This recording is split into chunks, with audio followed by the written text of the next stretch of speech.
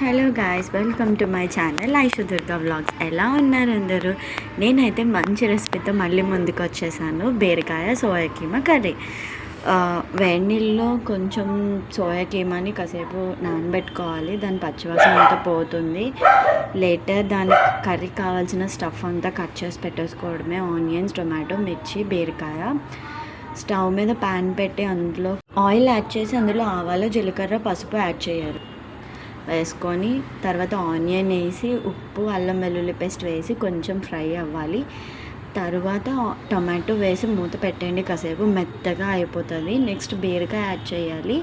అది వాటర్ అంతా పోయేంత వరకు ఉంచుకొని మీ టేస్ట్కి తగ్గట్టుగా కారం, మసాలా పొడి యాడ్ చేసుకొని నెక్స్ట్ సోయా కూడా యాడ్ చేసేసుకోండి. మీకు ఎంత కన్సిస్టెన్సీ కావాలో కొంచెం వాటర్ యాడ్ చేసుకుంటే ready curry. Thank you for watching.